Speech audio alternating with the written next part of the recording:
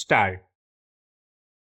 महोदय, हमारी चेष्टा, हमारी कोशिश यही है कि जो भी हमारे पास है, चाहे अनाज, चाहे दूसरे साधन, उन सबका ऐसा बंटवारा हो कि सब तक पहुँचे और कष्ट सभी के कम हों विराम। लेकिन जैसा मैंने कहा, इस समय बंटवारा इतना अनाज का नहीं है जितना कमी का बंटवारा है।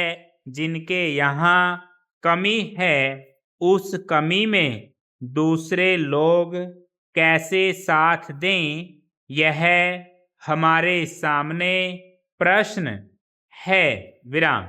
मुझे आशा है कि हमारी सब जनता सबको समझेगी विराम।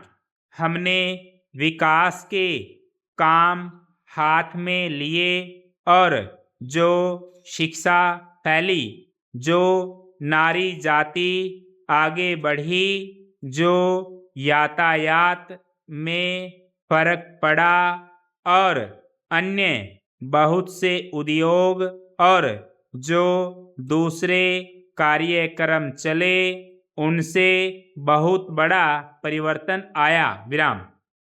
हम आगे बढ़े हैं और नए रास्तों पर आगे बढ़े हैं विराम। जैसे जैसे नए रास्तों पर आगे बढ़ते हैं, नई कठिनाइयाँ हमारे सामने आकर खड़ी हो जाती हैं विराम। हमको मालूम है कि देश में चाहे अमीर हो, चाहे गरीब, कोई भी उन कठिनाइयों से आज वंचित नहीं है विराम।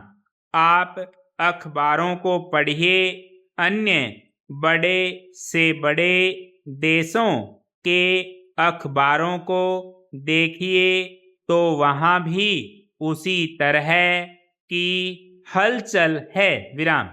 चाहे विद्यार्थियों की हलचल हो, चाहे दूसरी हलचलें हों, जाति भेद हो, भाषा हो, सभी देशों में लगभग कोई न कोई ऐसी समस्याएं खड़ी हुई हैं विराम। तो हम भी अपनी समस्याओं को बहुत बढ़ाकर न देखें विराम।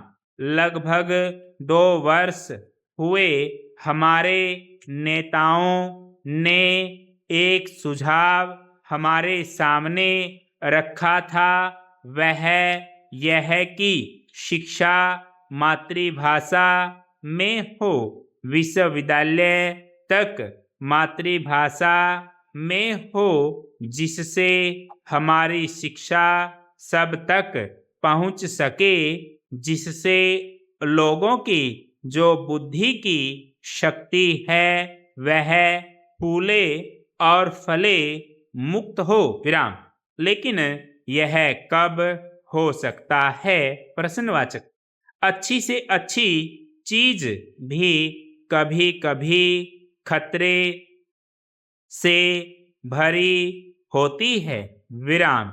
यह भी खतरा है कि शायद प्रत्येक भाषा अपने को अलग समझे, पृथक समझे, तो यह कार्य तब हो सकता है जब कोई एक ऐसी भाषा हो जिसको सब जानने और सीखें और जो सबको एक कड़ी में बांध सके। और जैसे इस तरह की एक राष्ट्रीय कड़ी की आवश्यकता है, उसी तरह एक अंतर्राष्ट्रीय कड़ी की भी आवश्यकता है, जिसमें हमारे संबंध दूसरे सब देशों से बने रहें विराम।